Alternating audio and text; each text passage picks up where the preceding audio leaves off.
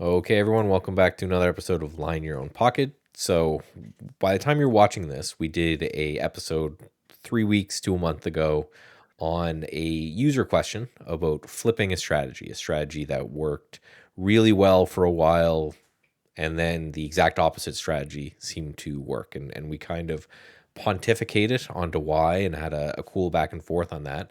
And then we released the episode. And then that same user saw it and said, "Oh, this is really cool," and provided Dave with a whole bunch of follow up information that is really interesting. So now we're going to go back through and we're going to look at that. If you missed that episode, that was basically the synopsis of it anyway, but we'll link it in the description below and in the show notes and all of that so you can go back and listen to it. So, what was the follow up here, Dave? Yeah, so this is list member Andre, and he listened to the episode and wrote me back really quickly. Thankful for the episode, but he added some interesting follow ups, which sort of put it more into context what he was doing. And I asked him some questions about it, and I think it'd be some good discussion here about uh, what we would suggest that he do. So I think the key points here were that so I've just made some notes here for myself. So he Okay. back tested this over 15 years, and Okay, that was because that the was in the sample first period. thing. That was the first Yeah. thing we said is, hey, you might not have enough back test window in, but it looks like that wasn't 15 years, especially assuming it's an intraday strategy, was more than enough, I think. Yep. And then so he paper traded it out of sample between 2003 and 2000 or no, 2023 and 2024. So it sounds like a couple years Hmm. of paper trading. He started trading it live in January 2025, Okay. and he scaled it up in February and maybe changed the sizing a bit in March as the market conditions changed. So his point here is, you know, this wasn't, he didn't just get lucky with this strategy. He put some thought into it, and there's there's a good bit of effort went into backtesting this, which in what seems like a good process for doing that. Well, and what I would say is not only that's even above and beyond, right? Just hearing that's 15 years of back test, what 2 years of paper trading. Yeah. That to me is just way more than I would ever do. So, which again was the main thing that we were kind of wondering is that was it a situation where you just didn't have enough data, but that completely dispels that for me personally because especially the paper trading for 2 years, that's not only a lot of data. That's just overall impressive to have the Yeah. patience Yeah. to paper trade something for 2 years. Yeah, it tells me he probably has some other strategies that he's running. Because yeah, if you're paper trading for 2 years, that takes some patience. Hmm. So the other thing, one of the first things I asked, in fact, the first question I asked after he wrote me after the episode was, "How much does this strategy trade? How often does it trade?" That's Yeah. the very first thing I want to know about these things. And so he responded with like, what's your guess? Like, Michael, I want to hear what your guess is. How many trades he gave it to me in trades per year? How many trades per year was your impression, or would your impression be now? Well, now I'm in if it's not enough back test data, then now I'm in the camp that it would have to be like really infrequent. So I'm thinking like maybe a couple times a week or once a week, if that, for it to be to have that much data and to have it instantly flip. I'm just gonna guess like once a Okay, week. you're in the ballpark. So he said between 2008 and 2022, it averaged 200 trades a year. So Okay, that's 4 trades a week. 4 trades a week. Yeah. Yeah. From 2023 to 2024, it averaged 260 trades a year. Okay. All right, so it's growing. And then in 2025, it's already had 370 trades. Oh, okay. So So, and pretty we're interesting. well, and just as of recording this, we're 2 months to the end of the year. So it's already done way more trades, and we still have some room to go until the end of the year. So we'll definitely be, I don't know, knocking on the door of double of what it normally does, if not, 70, 80% more than normal. So that's Mhm. not, that's, it's still not as bad as I thought. So the more questions I'm getting, the more kind of stumped I guess I'm getting with it. Now it's still not a super frequent strategy, but 4 trades a week, that's almost 1 trade a day. There's, I trade strategies, especially from the swing trading side of things, that are way more infrequent than that. So I guess my follow up to him would be like, how bad has it become? Like, how big Yeah. has the switch happened that you think kind of the opposite is starting to work? Yeah. So that's roughly the same thing I asked him as a follow up here. So I said, okay, what's the profit factor over the years for Hmm. the strategy? Like, how is it? What does the deterioration look like? And and we clarified what profit factor was. He didn't know the definition right off the top of his head, so I clarified what I meant.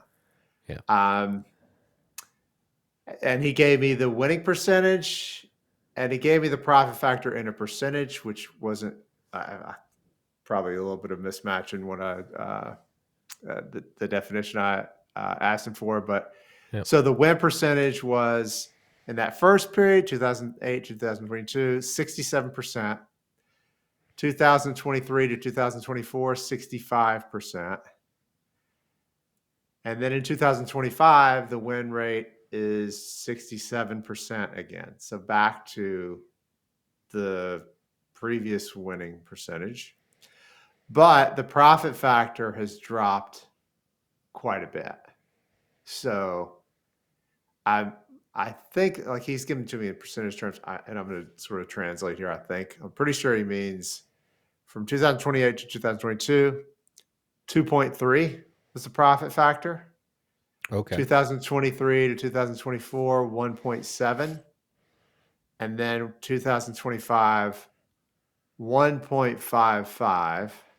And he's given me this other number too that it's with costs. So once he includes his costs, Hmm. I think this year it's basically flat or like it's significantly below the performance of the previous periods. Let's just put it that way.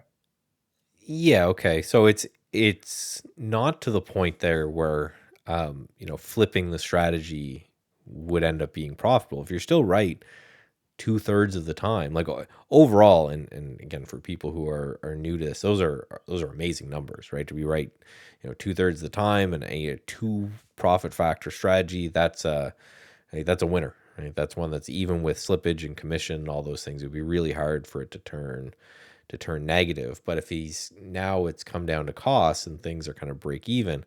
Kind of my next probe would be, okay, well, what are the costs, and have they changed from what your back test or paper trade was to the real world, and then how significantly? So, right off the top of my head, I'm thinking, shorting like low float penny stocks, or something like that, where a lot of people will do that back test, but then they won't incorporate things like borrowing fees and all of this, where a strategy could flip. But because he said he was trading it successfully in the beginning part of the year, and it's degrading a little bit now, it makes me think that cost probably isn't the issue either, because he would have had to, unless they've changed somewhere throughout the year, right? Which I don't really know how they would have.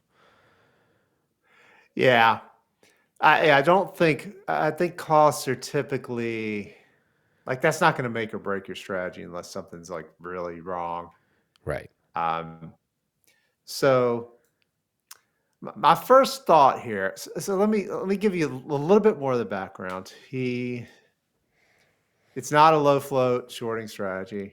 Okay. It's trend following. It's basically a trend following some sort of macro trend following strategy. And So so not a the external shocks he said he thinks his sense was that caused some of the deterioration was the Trump tariffs earlier in the year. or at least Okay. the talk about those. Um, so yeah, I think so. I think that covers the background here, the new information that we have. Um, So not a day trading strategy, right? I just assume because you're a day trader. And I think most of the people you work with are day traders. So that might have just been an incorrect assumption that it was a day trading strategy. If you're using macro, you're probably not day trading. my sense is it's not a day trading strategy, but I don't know that for sure. That'd be a good question to ask him. Well, I'm Um, going to assume, right? If you think that the tariff news or some sort of global macro event changed your strategy, it wouldn't make sense that it's a day trading strategy because generally speaking, if that could change like intermarket relationships, or it could change the way things work from a longer term point of view. But if you're trading an opening range breakout strategy, it really doesn't matter who the president is, or what his ideas are. It's just whether or not there's like statistically enough events to go through. So I'm going to assume that that's kind of the case. And with a macro strategy, that makes me think that there might be other inputs associated with whatever he's doing besides general price and volume. Right. When I hear macro, I think that there's some amount of GDP or PCI or any of these health of economy numbers that are going into an input, and that's deciding whether or not to be long or short the market.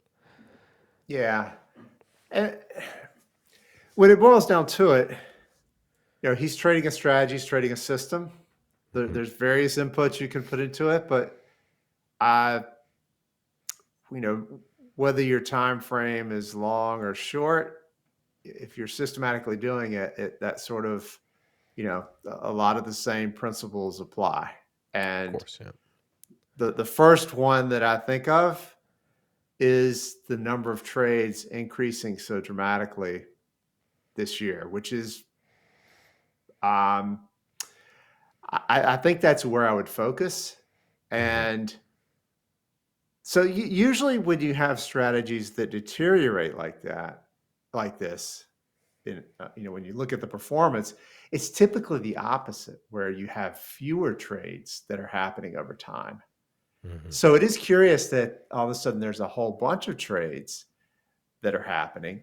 Um, it is, there are periods where uh, when you look at the history of trading over the last several years, you see big bumps in numbers of trades. Like during COVID, like one of my Right. strategies just killed it during COVID. Several of them did, just because there was so much opportunity there, so many more trades to take. But that's not the. I don't get the sense that that's the case here. I don't feel like this tariff thing was a big enough thing like COVID to really just change the trajectory of a lot of strategies. What's your take on that, Michael? Well, earlier in the year, and generally speaking, what you say bodes true with a lot of, especially even short term traders, is that essentially when volatility spikes, there's more potentially to do, right? And during COVID, Yeah. there you had a huge volatility spike, and you saw that again with the tariffs, but that was in April. And if he was saying that he traded well, and then more frequently or more recently it started to die, the exact opposite has happened, where this is one of the lowest volatility periods of the market that I've seen in a long time. Ever since all that worn out, we've just been this grinding higher with a very low VIX after that. So that to me, that's what was standing out to me as well, right? If he said, "Oh, there's way more trades," and we were in some sort of rampant bear market where the SPY was moving around a whole bunch every day, I could see it. But yeah, we've been in this kind of low volatility grind up now for 6 months now, and there really hasn't been Mhm. anything other. I think the biggest pullback's been like 3%. So yeah, there's something else out there. So there's some data point, and I'm still just kind of hammering in on what you said about macro, because that makes me think again. As soon as I think macro, I think there's they're using some sort of external reporting, again, healthy economy, that kind of stuff. And that may have changed a little bit dramatically just because of the fact that the government shut down. I wonder if it's like, is it that recent where maybe the data points that he's used to relying on aren't really working out as well? Yeah. Well, here's one of the things that I always think about with these situations. So, whenever I create a strategy, I'm trying to have as many trades as possible in the system. And it's usually because, like I was describing, most strategies, when they deteriorate, the you know the strength of the signals just becomes less frequent. You end up with fewer trades.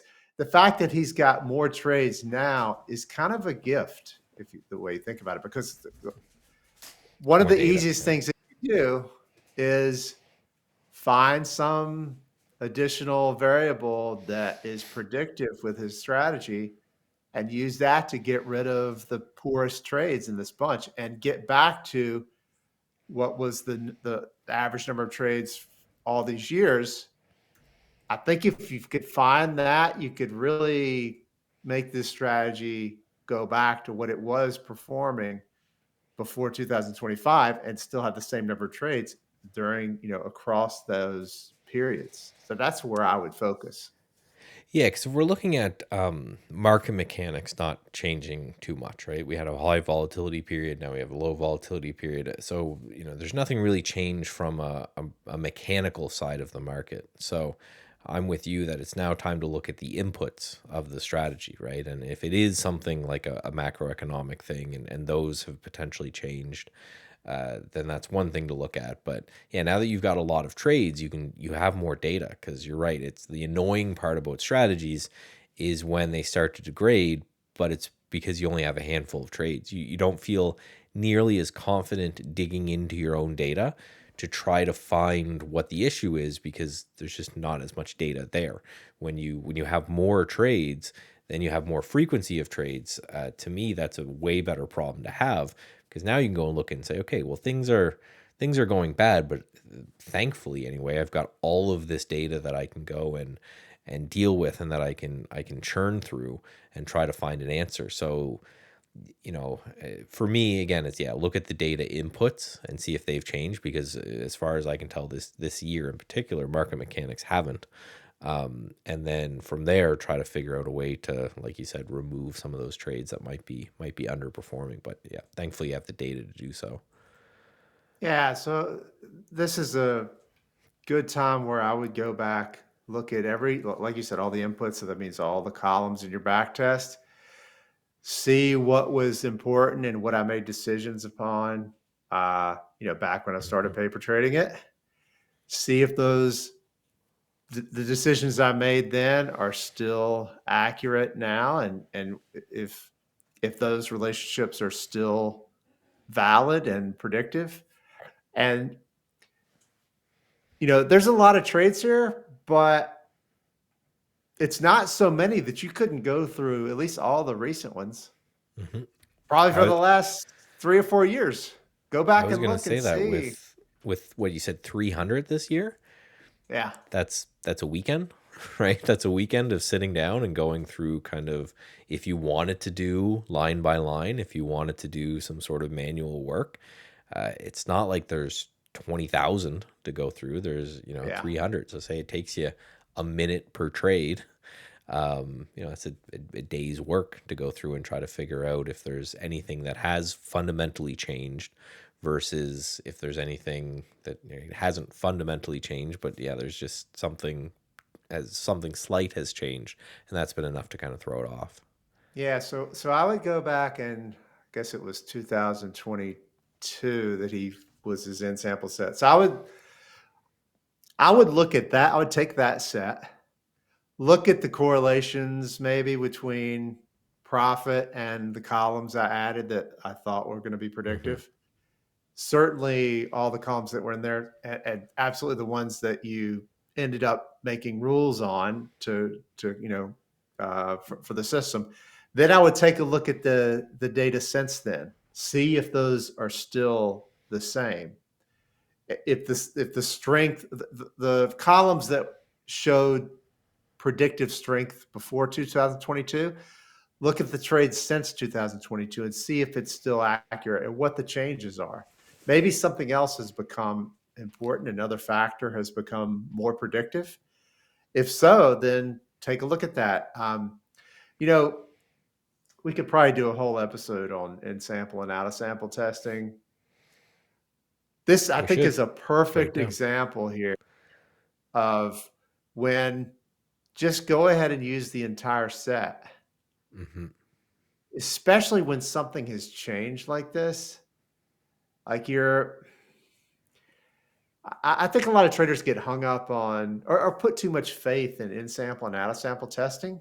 when it's something it's useful to know about. It's useful to look at, but I've always, for all my strategies, always just look at the entire set because I have done a lot of in sample and out of sample.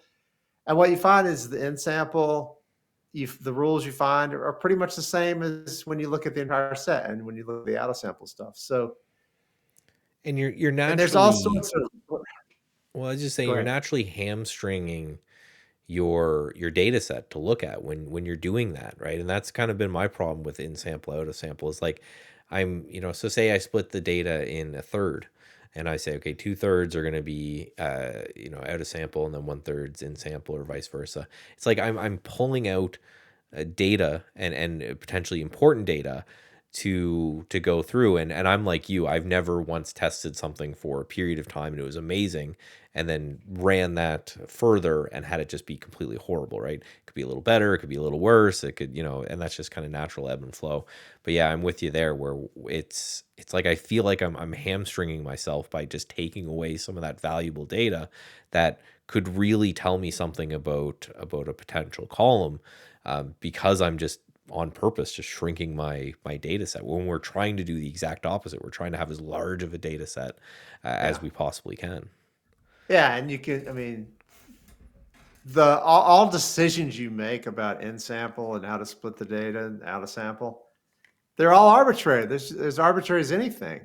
So it's never made a ton of sense to me. I can hear some stats nerds in the audience saying, "Oh, this is so crazy. I can't believe you do that." But I've thought about it a ton over the years and I've done it both ways and I just it, it's a rabbit hole you can take yourself down and maybe worth doing one time, but and maybe you could convince me that it's worth it to do in some cases, but gosh, it just seems like it's it's just way easier just to look at the entire set. It's just uh, and I think it's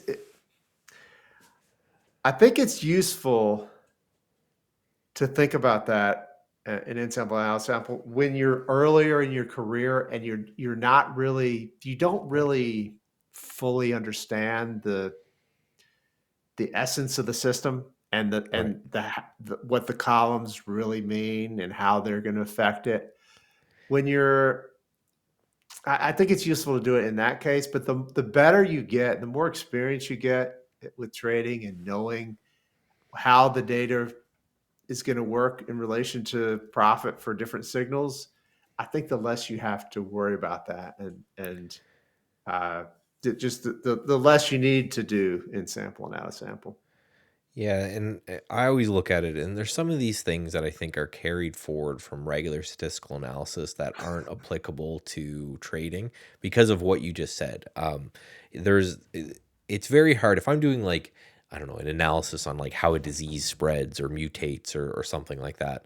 That is a completely different problem to why are more people going to buy my stock after I buy my stock? It's just the problem we're trying to answer is different. So I think a lot of these statistical things sure use them, but some of them I just avoid entirely because an opening range break is an opening range break is it doesn't matter if it happened 2 years ago or 3 years ago or 5 years ago. The slight differences I don't think matter nearly as much in kind of the grand scheme of things. So yeah, some of the things that I find that people use in statistical analysis when they're doing like really large mega complex systems is just put overcomplicating it for the needs that we have, which are like you talk about, just more understanding the why of like why is a gapper interesting, why are these, and you can replace some of that where if you're trying to be 100% objective about everything, about like folding a protein something, it's going to be it's just a Yeah. different beast where we can wrap our brains around the concept we're trying to solve, so we don't need statistics to do everything. Whereas in some really hardcore statistical analysis, there's no way for a human being to ever comprehend the problem you're trying to solve. So you need to have all these statistical rules around everything, because you just can't infer, or you can't just place. And the gravity of being wrong is way larger than, oh, this strategy just didn't work in the real world quite the way I thought it would when I back tested, right? So so Yeah. doing all of these things, I think, is just overcomplicating a lot of that. Yeah, and there's always some statistical test you can do that's going to invalidate, quote unquote, invalidate your Hmm. strategy. And Yep. or, so the one of the things I like to say is, do you want to be statistically perfect or do you want to make money? Hmm. That's really what it boils down to a lot of times. And it's a rabbit hole to get caught in, to go down and do all these statistical techniques that to verify validity and to verify things. It's just like I said, do you want to be statistically perfect or do you want to make money? Yeah, and a lot of our questions will be answered when we just start trading the thing anyway, right? So Yeah. that's why we always talk about, paper trading to trading small to then trading large, is that there's a certain amount of testing to do, and then going from there. So to kind of bring it back to this problem, we've more or less given him, I think, a good direction to go to, because he's kind of stumbled across a blessing, I guess, a silver lining, that he has this more data to look at.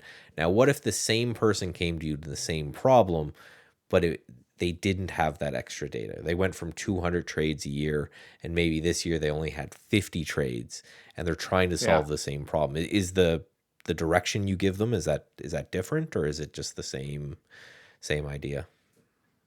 It's a little bit harder to add more trades to the system than to take trades away from the system. It's definitely a harder problem to do. But what I would do here is sort of start from scratch. Start with your base strategy again, with uh, sort of throw your assumptions out the window. It's been a long time since you started paper trading. This like 3 years. Like a lot has happened since then. There's a lot more trades. You've got fresh eyes at this point, and you've got a lot more experience with the strategy. You've seen what has, a period when it has worked really well. You've seen a period where it hasn't worked as well. Um, when you start from scratch and start your optimization process from scratch, you'll be able to, you'll probably come up with a very different strategy with what you know now. Yeah. And if you I would have to imagine that there are columns that he could add to his back test that are going to be more predictive now, with this new experience that he has. That, I mean, it's so hard to overemphasize the value of additional columns and things that you recognize aren't being captured in your strategy that you can Hmm. capture in a column. I mean, that very well could be the difference between this strategy working and this strategy being put out to pasture. I mean, no question about it. So as soon as you find something that's predictive and very predictive, maybe more predictive than any of the columns you have, that could be the basis for a whole nother strategy from scratch using that idea. So so I, I talked to a lot of traders that I can tell they're closer than they think they are. They're Yes. smarter than they think they are. They're closer Hmm. than they think they are, and they're not very far away. But a lot of times they're very frustrated because, gosh, something you put a lot of work into is not working well. Man, that sucks. But gosh, it's you're very often so much closer than you think you are, and you're really just one good column away from having a killer strategy. Yeah. So the moral of it is that you may have to take a step back with a lot of these things, which just means go to the basic idea, the basic strategy, gather as much data as you can, and kind of re-optimize. And if it still is looking bad, then yeah, it's a core issue of your column library. So that was kind of where I was leading you, and that's where I think is probably this person and anyone else who's having this problem's best use of their time is not trying to mess with the strategy right now until it looks pretty again, but it's to think about what columns that you might be missing. That's what I think, spend most of my thinking time do, and say, okay, what could have changed? What has changed in the market? What columns do I think I could add? Because as soon as you answer that question, then everything else is way easier. You're just going through the process of back testing and optimization, which is simpler. So I would spend, it's the whole, the saying from Abraham Lincoln, if I had an hour to cut down a tree, I'd spend 45 minutes sharpening my it's the same thing. I would spend the Yeah. majority of my time saying, okay, what have I learned since I built this strategy? Because he said he was paper trading it for 2 years, so it's been a long time since Mhm. he's built Yeah. the core strategy. What have I learned since then? What can I add to my system? What columns can I focus on? And I would spend all of my time until I got some really solid answers on that.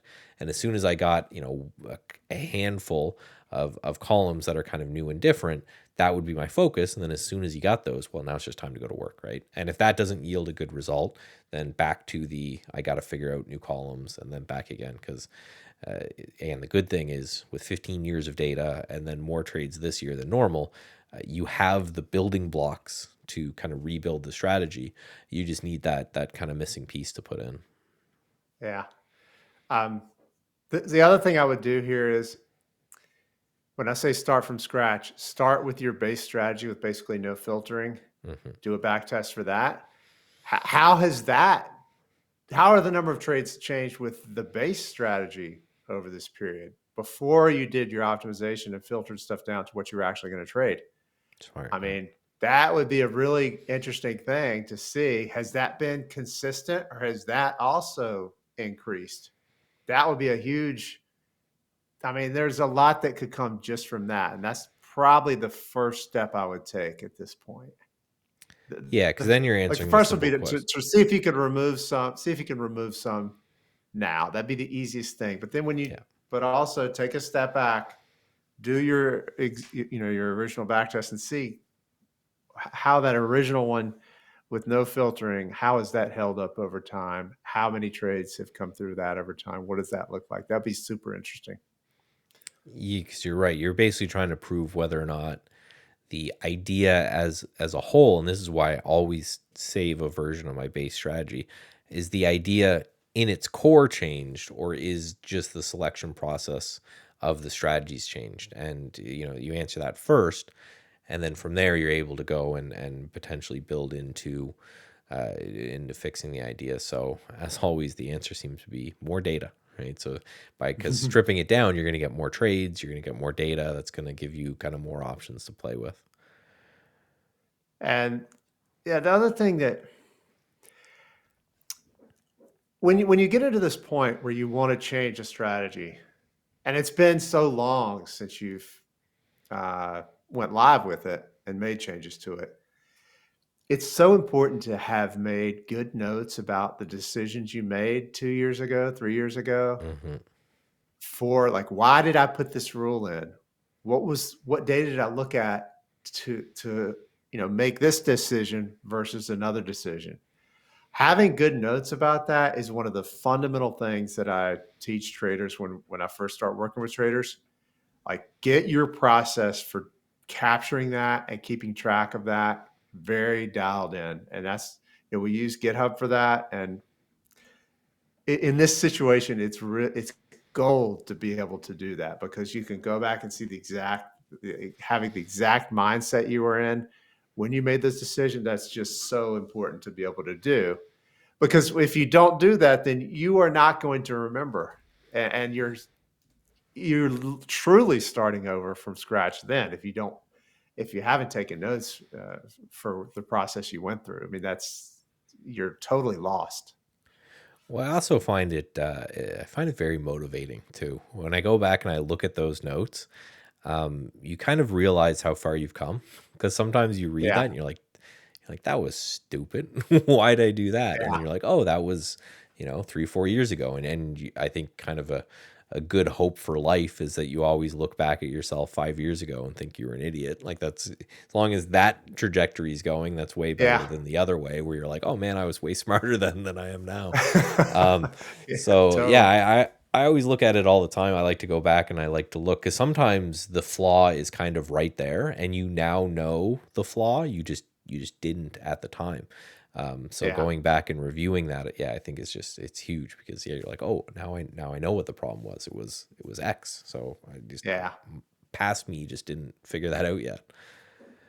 Yeah, well, I think this has been really great. I appreciate Andre giving us more details about the strategy. I mean, Hmm. that was very helpful. And yeah, I wonder if there's other listeners out there that would want feedback on their strategies. I think this has worked well, and I think I'm imagining that Andre is going to listen to this and have 2 or 3 work on, and maybe give us some feedback on this. So yeah, Hmm. I'd love to hear from more listeners with detailed, specific things about their strategy that we can help with. I think that'd be fun. I think that I love hearing the comments and then the feedback, and as you can tell with a lot of our episodes being around them, it's great to get that input from you guys. So make sure you're commenting kind of wherever you're seeing it, and we do a good job of reading them, and might become an episode. So yeah, I think this is a really cool one. I hope a lot of people found a lot of value from it. But as always, I'm Michael Noss. And I'm Dave May. We'll talk to you next week on Line Your Own Pockets.